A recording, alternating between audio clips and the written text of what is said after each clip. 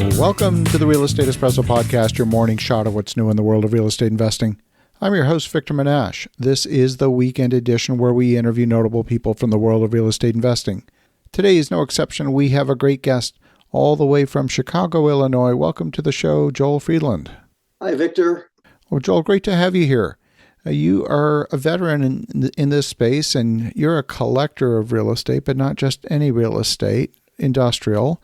Love to hear a bit more about that, but maybe before we do, give a little bit of your backstory and how you got to this point in your journey. Sure. I've been an entrepreneur since I was 14 years old. When I was a kid, during the summers, I started a landscaping business in my neighborhood, and I went door to door up and down my street. And I know this sounds almost implausible, but I'd say I got 2 out of 3 lawns to cut when I'd visit people, and 1 out of 3 would say, hey, I've already got somebody, they're professionals. And the other 2 would say, sure, who stops in and does this? So I ended up with 60 lawns when I was 14. And I had a bunch of employees. They were all kids. They didn't work very hard. And it worked out okay. It wasn't the greatest thing. But what I really enjoyed the most was the real estate part, because I was looking at all these houses every day, front yard, backyard, looking at for sale signs, seeing realtors. And I knew that real estate was going to be my thing. So graduating from the University of Michigan, I met a senior guy in industrial real estate named Milton Podolsky. Okay. And he and his 2 sons and daughter owned 84 industrial buildings and hired me in 1981 to lease up their many vacancies, because at that time, interest rates were 17% and the economy was a disaster. And so I applied my door-to-door theory to finding tenants. So I went door-to-door to industrial companies, and I got thrown out of many, many properties and made a lot of friends and made a number of deals. I leased up 37 properties in the first year. Wow. Milt said, hey, kid, I think you can do this. And the projects got bigger and bigger. And eventually I told him I wanted to be a developer and a buyer. And he said, well, I'll be your partner. And he was my first limited partner in my first deal. That's an amazing story. You know, there's no set career path into this business, none whatsoever. Now, when you say industrial, that also can be a broad spectrum, everything from manufacturing to light industrial to multi-tenant. Do you have a particular specialty? Do you prefer warehousing? Do you prefer something that's an active business? What do you look for? Well, first of all, it is all in Chicago. We've tried going out of town, and we've made deals in Florida and New York and Ohio. And we're hyper local, and we're hyper focused on one kind of industrial real estate, and that's Class B and C manufacturing buildings with single tenants. It's a very small niche. In Chicago, because it's such a vast market, we have 1.3 billion square feet of real estate here in industrial, 20,000 industrial companies. It's vast. I will never run out of things to do here right in town in the city and suburbs of Chicago. But our focus is leasing to international companies, national companies, and entrepreneurs who manufacture stuff. For example, one of our tenants makes children's museum exhibits for children's museums internationally. Wow, fascinating. It's amazing what people do. One of our tenants was on Shark Tank in year 1, and he manufactures protein bars. He did $50,000 in volume when he met Kevin and Robert and all those people. And he made a deal with one of them, with a guy named Kevin Harrington, who sat in the Mark Cuban seat before Mark Cuban got there. Yeah, I know Kevin. He was one of the early entrepreneurs, he was one of the pioneers of the infomercial. Right, exactly. So this fellow, Jonathan Miller, actually turns out that he was in business school. He was the student of one of my biggest investors. My big investor taught at Northwestern. He taught entrepreneurship. He must have done a great job, because Jonathan's taken the business from $50,000 in his first year in revenue up to over $10 million this year. Wow. Single tenant manufacturing Now, of course, the whole manufacturing sector has gone through a lot of change with globalization. Now, perhaps coming back to the United States with a bit of the balkanization that's happening as a result of geopolitical tensions. How do you know that your tenant is going to be there for the long term? Because you're ultimately, when you've got a single tenant building, you're betting on that company being in business in that location for the long term, because if you have a vacancy, you're not leasing it up in a month. You have to reconfigure that building. You're going to have to bring in a whole new tenant with a whole new set of constraints. Yes, that is one of our biggest concerns is vacancy. We want to avoid vacancy because when you have a single tenant building, it's either 100% occupied or 100% vacant. Right. At the moment, we are 100% occupied. We have 16 buildings in Chicago and in the suburbs. And what we do to be super careful is, first of all, we only accept tenants that have been in business with a track record. And we check their financial statements. We require financial statements, and we go over them with a fine-tooth comb. And there's some elements of financial statements that are really important. One is the amount of debt they have, because the more debt, the riskier they are as a tenant. And secondly, this is a question a lot of people don't know that should be asked, which is what's your concentration of revenue from which customers? Because if a company has 1,000 customers and none of them are bigger than 1 or 2% of the business, if they lose a customer, it's no big deal. But if there's a manufacturer who's making products, let's say, and selling mostly to Walmart, and Walmart calls and says, hey, we don't need your kitchen utensils anymore. We found someone who will give us a similar one, but for less money. I don't want to get the call from the tenant saying, hey, Joel, guess what? We lost Walmart. We're out of business. So we're very cautious. And we really like national and international tenants that we can count on. And we have a number of them. And they're usually, it's more of a hassle to make the deal because usually they have a lawyer, an in-house lawyer that's tough when we negotiate the lease document. But we have the U.S. Postal Service. First of all, an aside, the most difficult tenant we've ever had. They use their own lease, and it's probably from somewhere back in 1776 because it's not a modern lease. It makes no sense.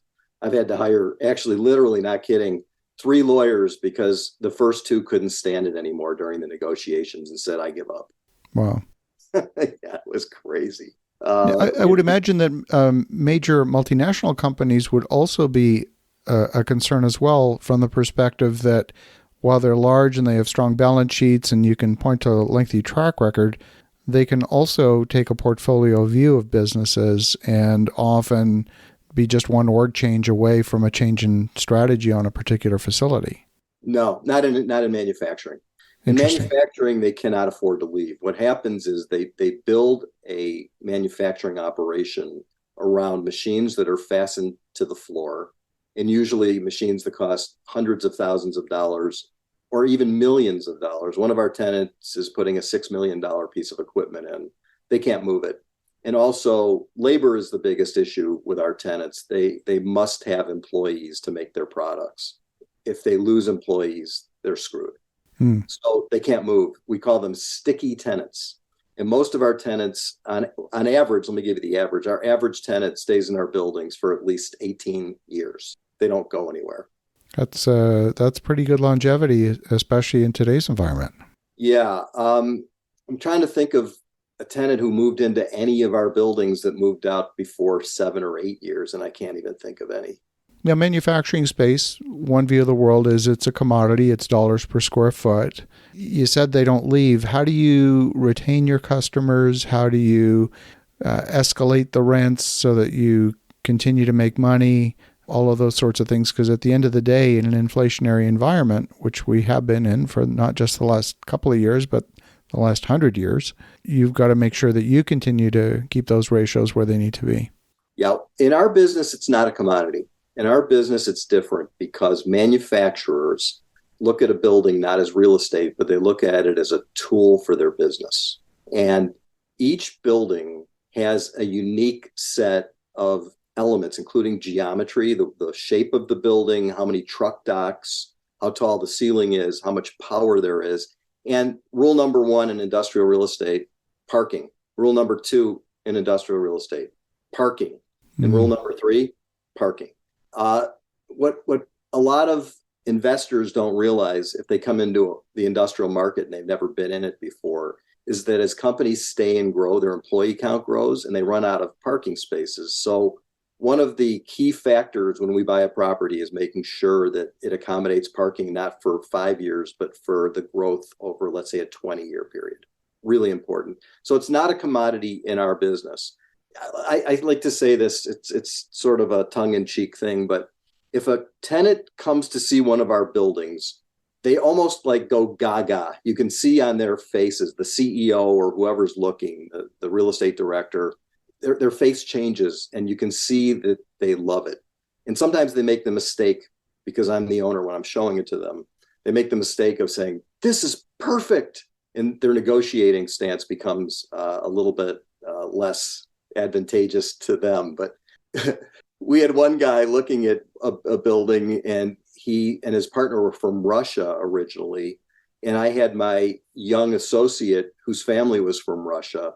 And these two guys start talking to each other in Russian. And one says, this is perfect. It's the only thing we've ever seen. And this is in Russian. I don't understand a word. It's the only thing we've ever seen that works. We need to pay whatever it takes. Let's do this. And my young partner came over and he said, they just said this. And at the end of the meeting, he shook their hands and he said goodbye to them. And I hope you come back and join us, in Russian. Wow. And the two of them looked at each other and they couldn't believe it. But that's what happens. If someone loves a building, you could punch them in the face and they would say, thank you for the punch. Now, how do we make a deal? Fascinating. So how does someone make a decision? Do you see new manufacturing coming into the area, or how do you acquire a tenant if you have a vacancy? So I belong to an organization called Arab. It's now called AIR because Arab, that didn't sound right. Right. It's AIREB, the Association of Industrial Real Estate Brokers. And it's a Chicago-based group. There are 300 industrial brokers. We all know each other. I'll tell you an interesting statistic. There are 11 women and 289 men. It's an old boys club. And most of these brokers have at least 5, 7, 10, 15 clients that are exclusive to them. So we advertise to those 300 brokers and they bring the tenants. There's almost always a cooperating broker bringing the tenant. We also belong to an organization called SIOR, which is the Society of Industrial and Office Realtors. It's international. And in Chicago, we've got about 80 members, which are also, those are the same first 80, most successful 80 of the AIR group. Mm-hmm. So we advertise to those people, but we also go door to door in the neighborhood where we own the property, because usually, I would say at least 90% of the time, the tenant that's moving to one of our buildings is within 2 minutes driving time from where we're located. So is that often a scenario? Is that often a scenario where they might have had pilot manufacturing on a small scale and now they just need to grow? No, hardly ever. That happened with Motorola once with us, okay. But 1 out of maybe 2,000 deals. They're already substantial.